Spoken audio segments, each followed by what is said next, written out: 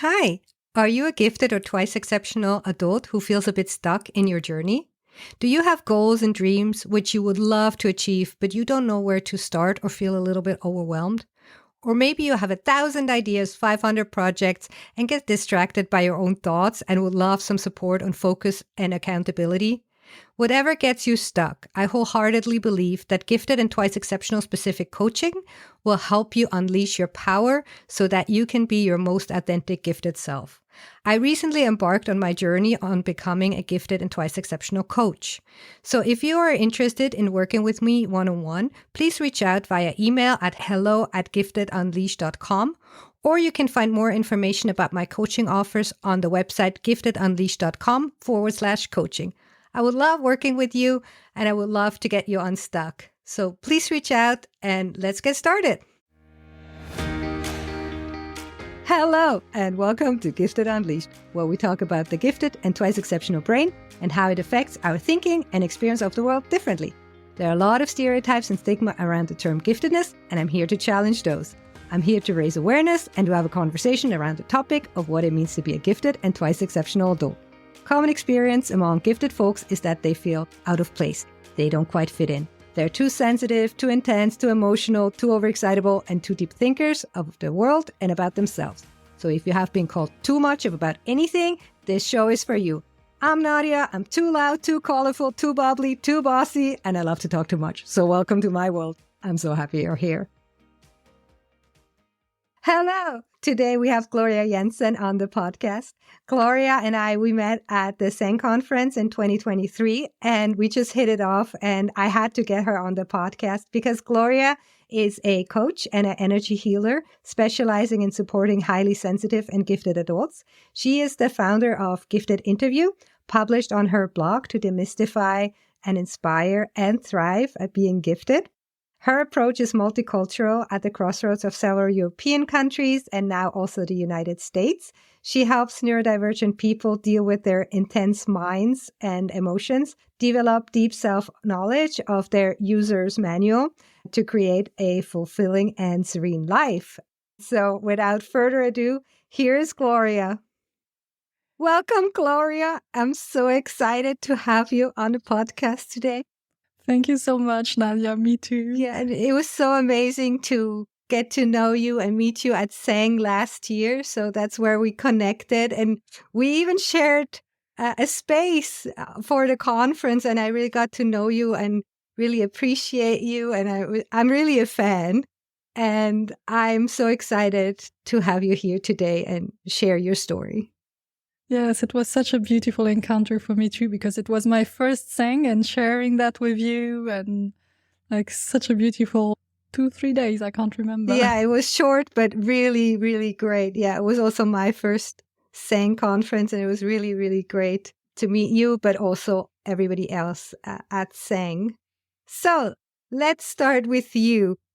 I mean, the topic of giftedness, and maybe people can already hear a little bit. You are European. How did you learn about your giftedness? So later in life, because I didn't grow up I guess from people who grew up in America, it's a bit more common to do testing at an early age. So what I've heard from Americans, it's usually they know they're gifted, even though they might not know what it means exactly. I grew up in France, where at least maybe where I grew up, and it wasn't such a topic. So I didn't hear about it. And it was more like, I can remember as a teenager, you would have this stereotypes of gifted is a math genius, like the classical, someone who is super smart, maybe not super social, and like something that doesn't live in my reality. And it's really later in life. I can't even remember, I was already working after maybe 26, 27, or even a bit later. I heard about it actually through a friend of my mother whose son was identified as being gifted. And as she told her a bit the journey with her son, and it's a very good friend for my mom, and as she heard her speaking about a few things, she was like, maybe I want to tell to Gloria about it. And I was at that time living in England, and we met. She gave me a book, a French book, which is really like a classic in this topic. And I was like, okay. But she told me more about the sensitive part, like the emotional part, where she could recognize me and the challenges I had as a child and teenager, and even after as an adult. And as she gave me that book, I was like, okay.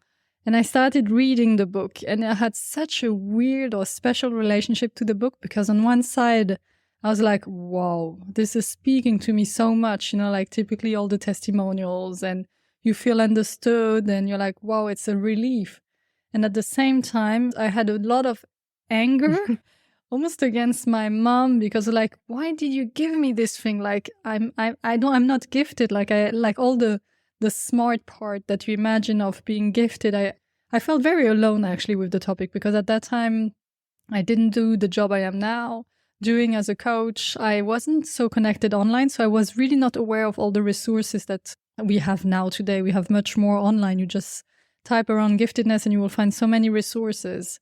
So that was really I felt very alone, and I felt like I cannot be arrogant and pretend to be gifted. Yes, I can recognize the emotional side and some of the challenges, but the smart side, the intelligence, was like, I'm not special.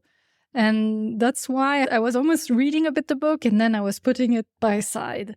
And then I read again, like read this back and forth. And then until I thought, okay, let's find professionals to speak to, and not just stay with a book by myself. And, I wouldn't speak to anyone about it, because really it's a quite uncomfortable topic when you just heard about it and you have really all the cliches and stereotypes. And I believe for also part, I was going to say for many, I can't say that, but it's like, I can recognize myself, some of the traits, but am I that smart? Or that's at least the representation we have.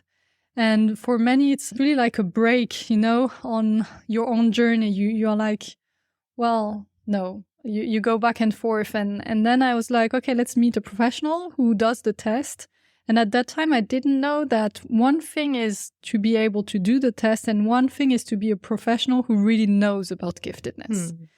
And the first encounter I had was not super good. I didn't feel comfortable with the person. Yeah, just what I brought. And also because at that time I had done so much self-development work that I didn't bring some of the challenges that many professionals who might just be, like I would say, superficially trained on the topic would identify, okay, you're only gifted. Before they decide to do the test with you, they do a pre-assessment, and I didn't fall in I would say, the more negative side that is associated with giftedness, because I had done a lot of work on myself. I had changed profession. I had done a lot of emotional work. So I felt like kind of the more negative side, I was dealing better with it. So the person was kind of a bit, she was like, well, maybe it's better to just work on the themes that come with giftedness. Maybe let's see for the test. And just like, I didn't feel understood at all. I was like, okay, I'm not going to do that with this person. And I kept on searching. And then I found someone who also, and that was the difference, who really knows about giftedness. He's training professionals about this topic. He's doing conferences in many different countries. He was not just, actually that's not even his job, doing tests. He was really informing people about what it means to be gifted. And I had a quick chat with him, and I jumped, which is a bit crazy. I decided to train myself into really the topic of supporting gifted adults. So at that time, I was trained as a coach, and I was like, okay, if I'm not gifted, great, I will have another specialty, something where I can help other people. And if I am, then it's the best way to enter in the topic. So it might sound weird for some people. I really jumped like in the big ocean, I would say, and not just tiptoe and see if I want to go in. But I guess it was just the sense, the intuition of this person knows what he's talking about. And I really want to have the opportunity to dive deep, understand, ask all the questions I have, benefit from real professional, great support. And this training was over 3 days. And oh my God, that was, whoa, so many things came up during these 3 days, because of course it was to support other gifted adults. But first, when you receive information, you receive it also for yourself. And also, I think as a professional, whether you are a coach, a psychologist, you always need to do the work for yourself to then be also able to support other people. So I embarked on that journey. Really, it was super emotional. Like, I remember crying in the evening about everything that came up through. It was a playground, a beautiful playground with all the people who were attending also the training were gifted. So some had already done the test. I really could go in with all my questions. And that was, I think, the starting point for me to like, okay, my body reacted and said to me, you are gifted. Like I could start to integrate in my cells what it means, because it was really not the stereotypes anymore. It was like having a deep understanding. And then after this, I was like, okay, this is too big, too huge. I want this to be known by as many people as possible. You know, as when you discover that topic and you see the impact it has in your life. And I guess for you, for creating this podcast, that's probably one of the reasons. Same, exactly, same, yes. So I was like, okay, now I need to talk about this. But because your clients are going to ask about the test, the IQ test, I want to still do it for myself because I need to know what it is. I need to be able to guide people through that. So you need to do it. So then I found a professional where I felt that time better. And I did the test. But for me, I did the test without doing the test. It's because I already had this validation through the training I had done. I was like, for me, my body answered already. But I want to, and I did the test, like trying to understand how it is, the kind of questions. I was kind of more observing the test than really doing it. And it was kind of fun. And sometimes like I had a very weird way of how I did it, but whatever. So I did the test and then I go back to have the results. And the person said, well, you know, you have a heterogeneous IQ, so I cannot really give you an answer.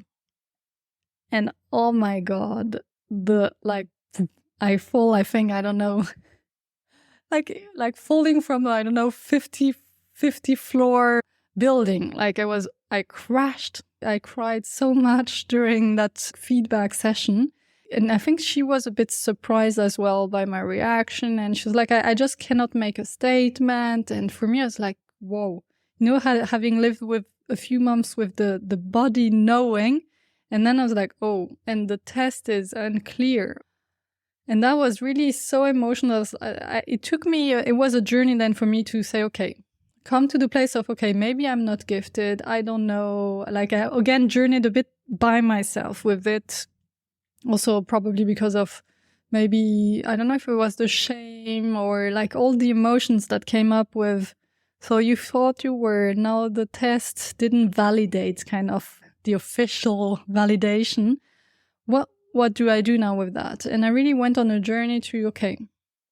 And it's fun because I came to the point where I was like, okay, maybe you are not, but this topic is still too important. You still need to talk about it. And that's really fun because I was like, okay, even though you don't know for yourself, like you need to talk about it. And then I went back actually to the person who trained me and then he told me, but do you remember that section of the training where I told you and I tell to everyone that when the results are not homogeneous and there is heterogeneity, that's where, depending on the professional you have, they will dare or not to make the move. And that's like the gray zone where it really depends on the professional you have in front of you. And it's fun because at that time he told me, it's perfect. You know, you've made the experience that some people, some of your client will do, and you will be able to hold this process on the emotional side. You will be able to explain it to them.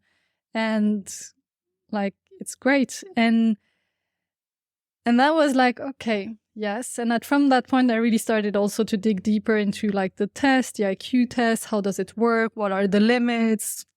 What can have an impact?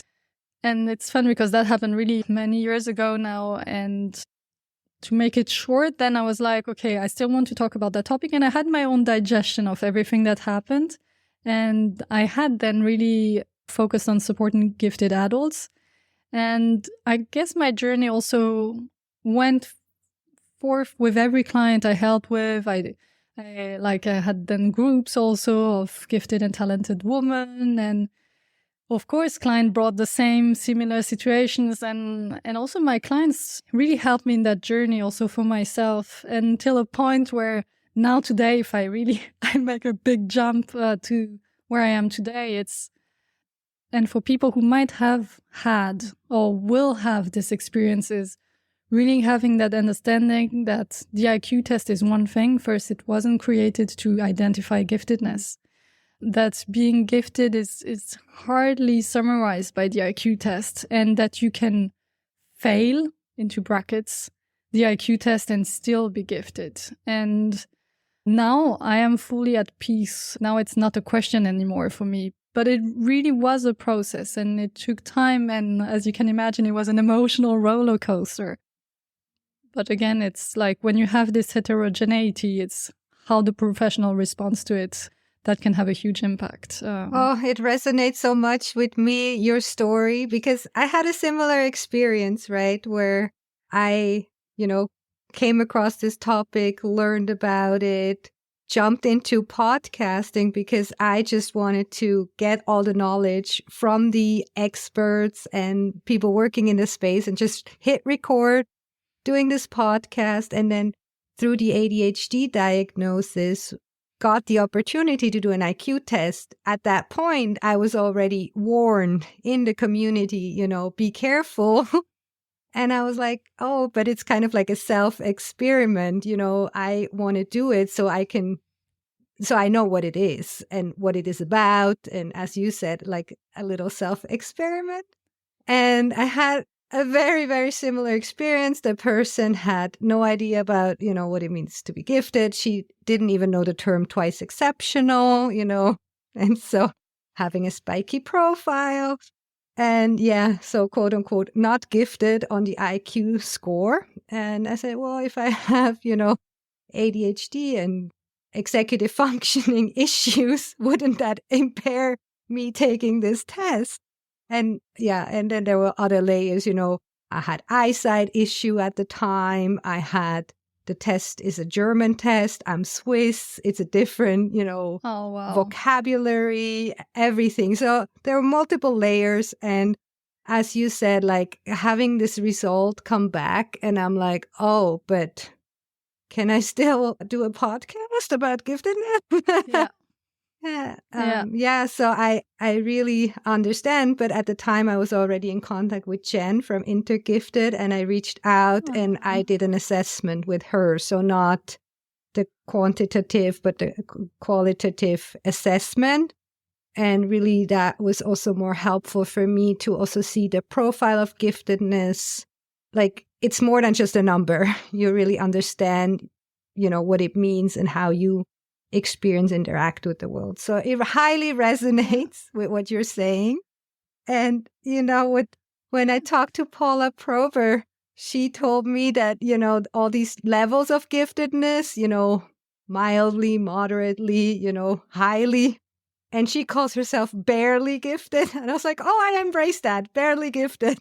So that's how I then, got back on my feet and said, okay, I just call myself barely gifted, and I can still, be in this space. And nobody except myself ever questioned it. Nobody tells you in this space, you're not welcome here. Yeah.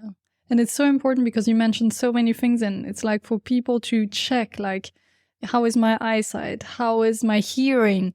How is like the compensation effect, or like with ADHD or other twice exceptional characteristics, and all these things I also didn't know at all about it. Like it's really a learning process, if it's your language or not. As you said, the difference between Swiss German and German. Like I also have a very different perspective now because I know I did the test. There were questions she asked me I didn't even like. I was like, oh, I don't know, or I really didn't do it seriously as well.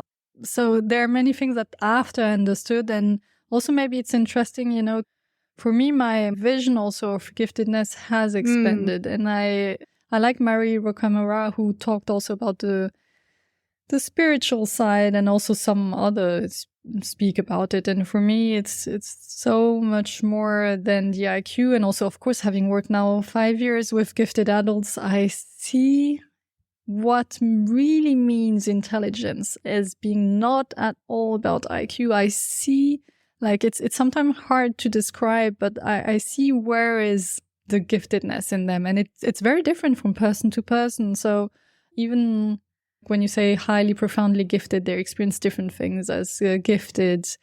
But for me, it's not even more a scale, you know, of course that plays also a role, but it's more not thinking vertically, but more horizontally. Like, what makes you be gifted? And maybe you are diving super deep and fast and in spirituality and having developed very different levels of consciousness, having access to a different reality. Maybe it's in science, you know, what would be more stereotypically associated with giftedness. And so it's like really, it's a journey to go and meet yourself and how it's expressed for you. Thank you for sharing that. And that's how you support your clients, right? You take these clients or your clients on this journey of self-discovery and also this how to deal with the intense emotions and how, you know, I think a lot of gifted people, I think you mentioned that they're disconnected or overwhelmed by their own emotions. Do you want to share a little bit about that?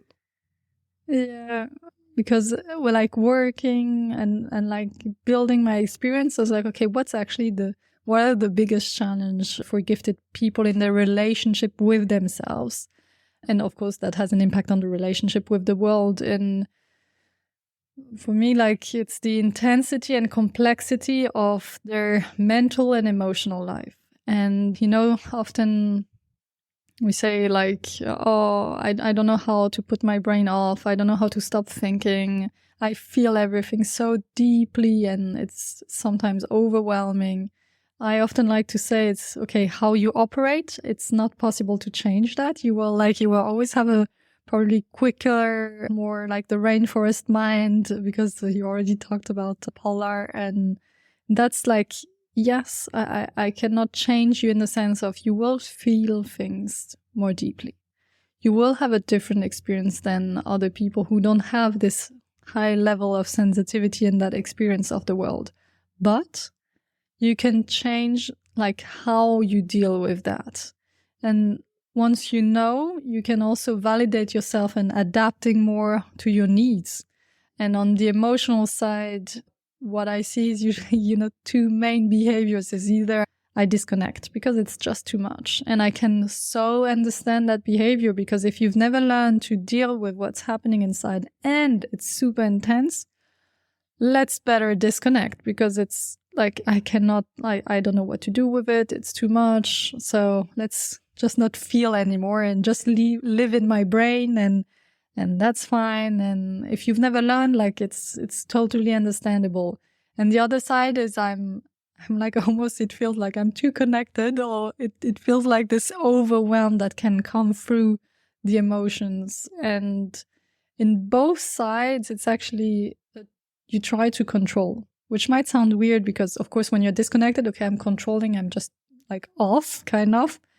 But also when you're overwhelmed, there is a trying to control. You are not really making space for what you're feeling and supporting it, like going with your emotions. And again, I'm saying that if you've never learned it, it's normal that you don't know how to do it. Like I've learned it. I think that's probably also one of the biggest work on myself I've done, and still spend time daily or weekly on how am I feeling? What's exactly happening? What's the trigger?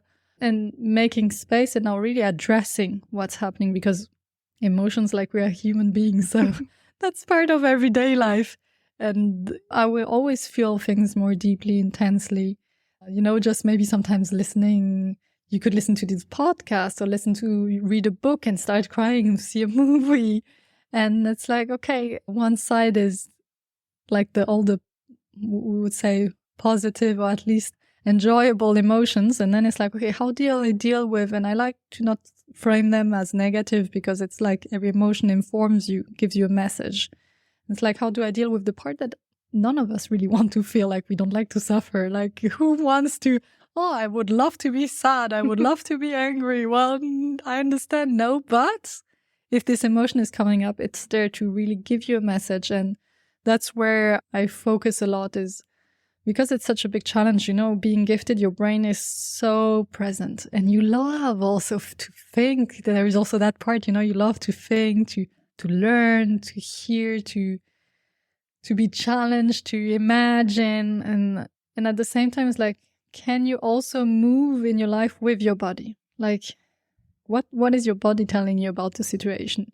And the emotion for me is one of the ideal way also to connect to the body. And maybe it starts just with sensation, because especially when we haven't worked on emotion, it's hard to sometimes you can say, I feel bad, I feel good, but you might not have the vocabulary yet. You can start also just with your sensation. Like, well, I feel oppression in my chest, or I have belly pain, or what's happening. So really reconnecting gifted people with their body, because that's where I would say you can like really go in all your power and your potential when you have this connection between your mind and your body. Again, it's normal if like today you might not have it, but if I can invite people to dig deeper, there is a lot of treasures there also to know more about yourself. Oh, thank you for sharing this. And also, to again amplify this message of, a lot of gifted people are stuck in their heads, but we need to get down into the body and feel the body and feel the emotions. And I think because we're cognitively fast, usually, we try to think our way through problems or think our way out of emotions, or, also sometimes 100%. Yeah, or you go to therapy and you're like, oh, I understand where the problem lies, but you haven't really integrated it, right? It really needs this process through the body. Yes. And here you are phrasing a solution that I also love always to really emphasize is when you feel stuck in your self-actualization journey and you say exactly what Nadia said, like, I know, I've understood, but it's not changing. It's like you now have one solution, and you cannot, for me at least, I don't see healing and transformation, real transformation, if you don't connect to your body. So if you want to integrate what you now know or understood, you need to work on a body level. And that's at least my way. It's like connecting to what really it feels like. And also because, the gifted journey might bring up many things of, when I was a teenager, when I was a kid, that's what happened. I felt shame. I felt guilty. I felt too much, and all these things. You can process them intellectually. I'm just trying to make it more concrete with an example and understand. And what it would mean to process it with the body is, wow, how did I feel at that time? Maybe you are going to need to cry. Maybe you need to transform that emotional state through your creativity. Maybe you're going to sing a song, do a painting, go in nature, have a walk, and just reconnect to that child you were or to that experience. That's what I mean, at least to just give some concrete examples with, like connecting to the feeling attached to the experience. And where is then the line that what you do as a coach and therapy? Because I think now you really brushed there is a line, right? Yes, that's a very good question. And I will be clear. So I'm trained as a coach. I'm not a therapist. But I've done so many other training, like beyond coaching, to really learn about emotions and support people with emotions. And it's true that the classical coaching training usually doesn't involve all the emotional work. It's more like mindset work, belief work, so more working on with the mind. But I at some point saw that and also I was interested in more. I saw that it's, especially for gifted people, as we described just before, it's that you can understand, but the change doesn't happen. And also seeing that in my journey, my emotions were a big part of them. So That's why I bring also the topic of emotions, and I don't work as a therapist on emotion. If I make it very simple and basic, I say to people, we don't need to dig into the past, analyze, maybe as you would do it in therapy, and maybe that's what you need, like really you need to know. But the emotional work I do is really just releasing the emotion. We don't need to go and tell the story again, understand everything. You might not even know exactly what happened. We just need to connect to how does my body feel? What's the emotion and how can I release it? And there, I'm not doing coaching anymore. I can do, well, you could have it also with some coaching, but like really energy work. I do it through art. There you could say art therapy as well, yes. Even though it's not as a therapist.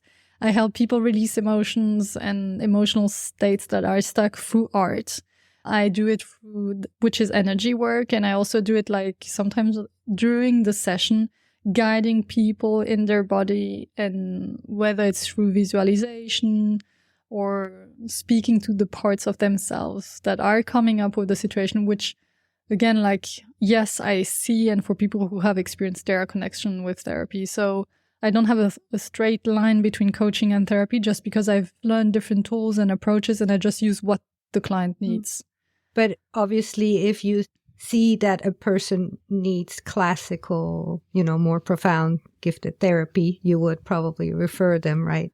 100%. And I always say, okay, that's, I'm very clear with and honest with people. I'm like, the situation you are bringing, I know we can work on it through what I can bring you.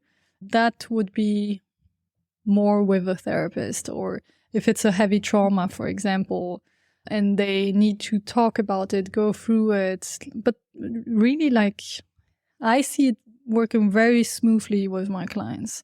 I just share them, they understand, and then we already, through all the tools I bring, the work I do is deep. I remember also doing a masterclass and someone said, well, it's not just superficial work. I go deep. That's why also sometimes you could reconnect also to therapy. I would say I don't really care about, is it coaching, is it therapy? I just care about, is it effective and is it helping people? And do I feel comfortable, of course, myself to guide people through it? If not, then I'm going to send them somewhere else where it's more appropriate. And you just shared as well, like, it is hard work, right? It is deep. It's simple, but it's not easy, right? It's this, again, you need to go through it. Just cognitively understanding the concept of like, oh, yeah, okay, I'm going to release, my emotions and the energy. But it's work, and it, yeah. And, yeah. It is real work, deep work, like it's challenging. I don't know if I try at least to make it as still enjoyable. It might sound weird, but bring either lightness, joy, or for me, and that's where I work around emotions, even difficult emotion.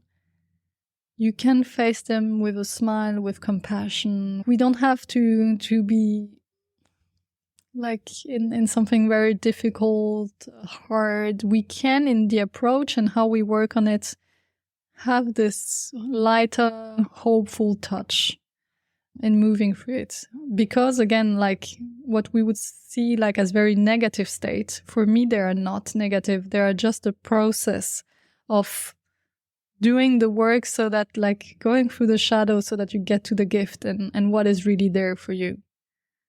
And to empower them, right, to live to their fullest self. And this self-knowledge, self-understanding is really the basis. Yeah. And I think a lot of people, maybe yourself included, growing up not knowing about giftedness, or knowing about giftedness but not really what it means. And you get this constant negative feedback from the world of like, your path is not the correct one. You should be doing this. And why don't you? Why won't you? Right? And just understanding that your path is actually the right one that you're on. Yeah, 100%. I just wanted to ask you. So you said in the beginning that when you learned about your giftedness, that you wanted to share this with the world, and you shared your story of, embracing coaching and straight jumped into gifted coaching, but you're also doing other things, right? Would you like to share what else you do and how you spread the word of giftedness?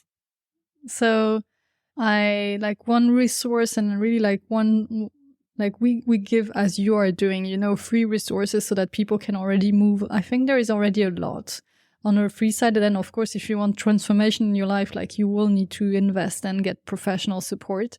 But already on the free side, because as you've heard my journey, I felt quite alone and with many questions and not willing to be kind of, and that was my perspective, but arrogant as seeing myself as gifted. I created a blog. It's very simple. It's like you go on my name, Gloria Jensen, and then to the blog section. And here you have stories of gifted adults. I was like, I want to hear gifted adult stories, a bit like what you asked me and what you're doing at the beginning of the podcast. And I really like super specific questions about how do they live it personally, professionally? How was their experience of the test? What does gifted mean for them? And digging into their personal stories, because that's what people can relate to and can like feel an echo to who they are. And I felt it's for many people who are wondering if they're gifted or not, it's a gentle way to enter in the topic and like kind of move with the topic step by step and see that there is a variety, because that was important for me. I didn't know at that time when I started my journey, like you can be gifted in so many different ways. So, and you have like I interview gifted professionals, but also gifted people whom it's not their work topic. They just have their own journey with their giftedness, so that people don't associate, oh, you need to be professional to be happy and fulfilled. And that's like how like I've been doing for many years to share their stories. And even people who are and know they are gifted, it helps them because they say, of course, you have an echo to how you are. And it's always useful to either hear or read people sharing your inner experience. It helps you validate it. That's the wonderful part. And I guess for many listeners of your podcast, it's what they are experiencing, the validation that comes from, oh, I'm not the only one feeling that. Yeah, exactly. Yeah. That was the reason for this podcast, was just, to explore why people go into the gifted professional side. But usually if you work in the professional field, most probably you have a gifted story. And yeah. That's also like to make a side note if people are still wondering. And that was also my conclusion, is if you are so interested in giftedness, you dig deeper, even though you go away from the topic, but you go back to it, you go to conferences, you read about it. Like at some point when someone is, and even for your professional journey, I'm going to say the same, when you are super interested by a topic and you want to know more and more and more, there is something there for you. It's impossible. Like if you just heard once about giftedness, read, I don't know, an article, and you're like, oh yes, I am gifted, and then you forget about the topic, well, I don't know if it's really relevant for you. But if you are here listening to one podcast after the other, reading one book after the other, like it's not a coincidence. Yeah. And I would like to say also that there's no gate. You don't need to show the IQ test score at the entrance to this podcast, to the communities. You can really enter freely and you are embraced in the space. And that I felt, me entering, everybody was very generous with their resources, with knowledge. I felt really embraced. And if you go into a space where you don't feel embraced, then it's the space, it's not you. Yeah, and it's so important that you emphasize that. I think it's a permission, like authorization for many. Yeah. So, and you're embarking into a new journey. And I think you would like to ask people to come and join you. So please share your new endeavor, and where can people contact you, and for what are they signing up? So first, just my website, gloriajensen.com, is like a perfect way to contact me. But then also, I know you are going to put the links to all my social media and so on. So I'm creating a podcast that is called The Inner Space, because that's for me where also I help mostly people is in their inner space, what's happening inside of them emotionally, mentally, so that then once we've done the work, they can like go into the world and put the actions in place that are supported by their inner world. And I'm creating a podcast where, of course, I will share my own experiences, my own stories, but also have guests, and not professional guests, but you can be a guest, which means you can receive a free coaching that is recorded so that you have first like solutions to your problems and also help others moving through their journey. And like there are three main pillars. First, I would say if the interview resonated with you, then I might be the right person for you, because I really do not believe like every coach is for everyone. Like you need to have a resonance with the person's words or perspective. So if you have that, then there is a higher possibility that the person will have an impact and really help you in your transformation. So I would say if people resonate with what I've shared and they want to benefit from a session, it can be anonymous. So there is like, they can decide, and it's really just audio. And it's like there are three main pillars. I help really people around self-knowledge. As you said, that's the fundament. So knowing themselves better. For that, I also use human design. I don't know if you've ever heard about it, Nadia. Never. It's amazing. I love this. Human design is helping you get your user's manual, like understanding how your energy works, how your intuition works, like how do you take decisions. It's an amazing tool. I've used so many tools like the MBTI, process communication, the Enneagram. Like there are so many things. And for me, that's the tool where I'm like, whoa, that's very relevant, because I've trained myself into it. I'm using it with my clients for more than 2 years now, and I see how helpful it is for them. So I use, whether it's like my knowledge about high sensitivity, about giftedness, about human design, I use it so that people can understand a bit more how they operate, know more about themselves, because I always say like from self-knowledge emerges direction. And direction is the third pillar, which is creating, like orienting yourself, guiding yourself in your life. Of course, professionally is a big part, because work is a big part of our life. So creating a professional project, whether it's your career or your business, that is aligned with who you are. So then I go back to the first pillar, which is about self-knowledge. And the second pillar in the middle is really about that self-mastery work around your emotions and the mental part. So basically it's like know yourself, do the inner work, because of course you can know, okay, that's the path, but then you start thinking, am I good enough to do it? Or will I succeed? Or will people want to embark on that journey with me? And then it's like, so that's why you can have, I don't know, holes, a big cascade, fire, whatever going on your path. So it's like, let's address the emotional and mental side of taking your path. And also as a gifted person, you know, depending on the experience you've had, if you realize, okay, I'm gifted, and I'm like, oh, now I realize all my gifts in, I don't know, a certain area of my life. I want it to be my professional path. And then all these maybe also traumatic or stories that I've experienced come up. And then I'm like, oh, who am I to do that?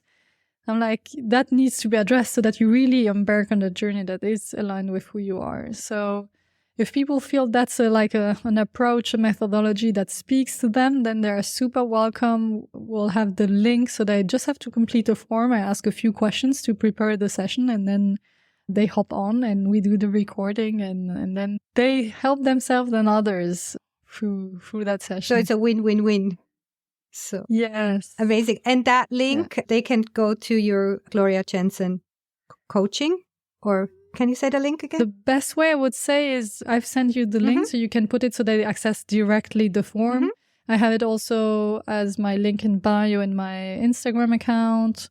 So probably the best is in the show notes, so they have direct access to it and I don't get lost anywhere. Exactly. We will put all the links in the show notes, also to your coaching services, obviously, and your website, and so they can navigate and find everything.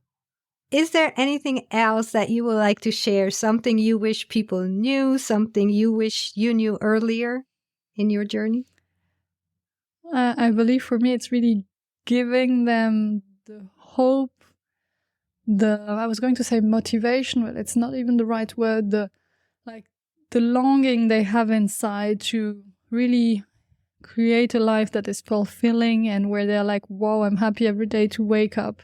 It's so worth it. Like, I know it's not easy depending on our story and our education. We might have to face bigger or smaller obstacles, but it's like your life is so much worth. Like, and that was my learning through my journey, is like, don't waste it being someone else, doing something that is not you. Like, really, your heart, you will feel so much peace and serenity in your heart and your soul if you are on the path that is you. And there you will find so much strength as well, because you are connected to that deeper mission and purpose in you. And you're like, okay, I'm going to face my fears because that's so important. That's what I'm going to contribute to the world. So please, if you are not already on that journey, embark. And if you are on that, like, keep doing the work. Like, your happiness and your contribution is so worth and so much worth for you and for others. We need you. Oh, yes, we need you all. Thank you so much. And thank you so much for being here, Gloria. And I'm so excited to be able to share this, recording with the world. So thank you. Thank you for being here. Thank you so much, Nadia. Huge gratitude for making that space for me, and really congrats also for your podcast, because I know many people benefit from it. Oh, thank you. Bye. Bye-bye. I hope you enjoyed this episode and you learned something new. And if you did, please like, subscribe, and leave a review. And if you feel like somebody else that you know could profit from this, please send them a link to this show. And if you want to learn more, you find everything at giftedunleashed.com. And you can also subscribe to the newsletter there, so you will always be up to date for new things that are coming. And all the information that we mentioned today in the episode will be on the show notes for the episode. So everything is right there for you. And with that said, I wish you a wonderful day, and I see you next time. Bye.